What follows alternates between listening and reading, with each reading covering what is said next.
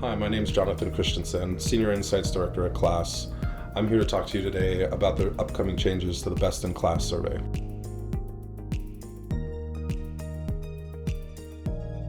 As we talk about the changes today, I just want to state that this will have no impact or any bearing on the upcoming Best in KLAS awards that will come out in February of 2026.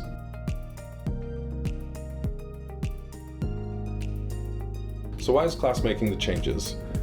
It's important to note that KLAS over the course of 30 years has made multiple changes to their survey.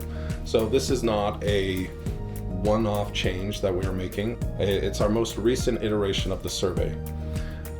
Since my time, I've been here for almost 20 years, we've changed the survey at least 3 times over the last 25 years.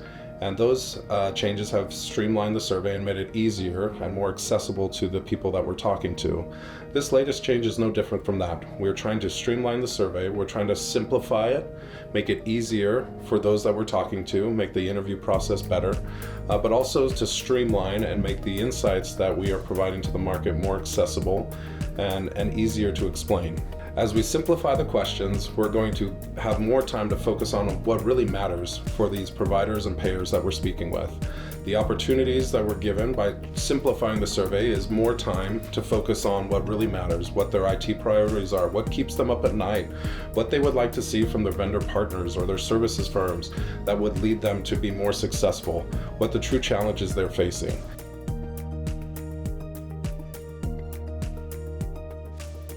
I want to talk a little bit about the timeline for this change. As you'll see in the communication provided, that we have multiple steps to this plan. As we go forward, we're currently communicating to you changes that will happen to the survey come January 1. Again, I want to reiterate, this will have no impact on the Best in KLAS scores and the awards that will be given and announced in February 2026. We will start asking, however, for the next Best in KLAS, so Best in KLAS 2027, the simplified question set, starting January 1, 2026.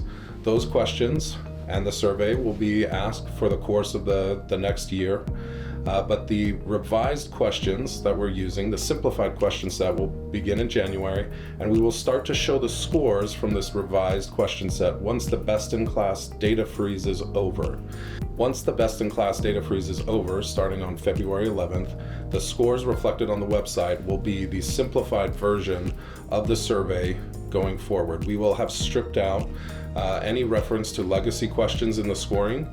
You still will be able to see the questions and how you scored in some of these legacy questions that we'll talk about here in a minute. But for all intents and purposes, we will not be asking those questions on calls with providers. And so starting after the Best in KLAS data freeze, you'll see a shift in scores, and that will be reflecting your new go-forward score that will continue throughout the calendar year in preparation for the following year's Best in KLAS, which will come out in February 2027.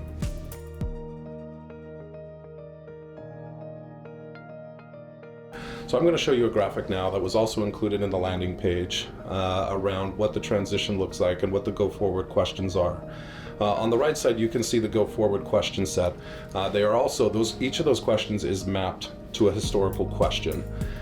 We have, in all cases almost, revised the wording of the question to simplify it, make it more explainable and easier to understand, as you'll notice. But we also have about half of the software questions that we have eliminated.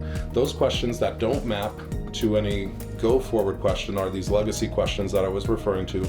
Those legacy questions will be excluded from the website as we go forward and will be excluded from scoring.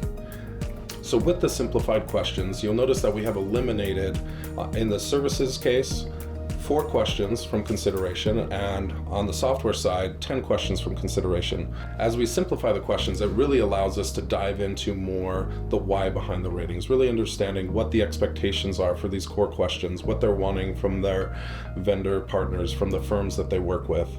It allows us to not focus on redundant questions that brought little added additional insight, and focus most on what matters to these providers and payers that we're talking to.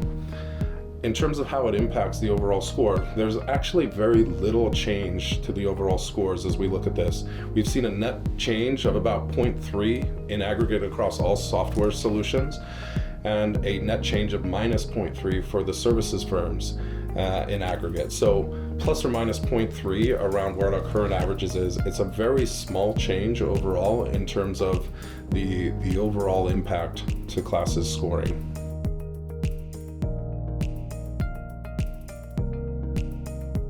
So as we transition to this new survey in the new year, it's important to understand this does not change KLAS's methodology overall or our approach to how we're working with and interviewing payers and providers. The thresholds, our data thresholds, will not change. We will still have the same interviews that we have had for years. We're just going to be asking slightly different questions and hopefully simplified questions and freeing up more time to focus on what matters most. We're really excited for the change. We feel that these simplified questions will really allow us to focus on what matters most to the providers and payers that we interview. And we also hope as we work with vendors and engage with you that you'll be able to get the insights from our data in a more simplified manner, and that it will be more intuitive as to what you can work on to impact the customer experience. If you have questions about the transition, please reach out to your KLAS representative and they'll be happy to assist. Again, in closing, I want to reiterate there will be no change to the best in KLAS results that will be released in February 2026.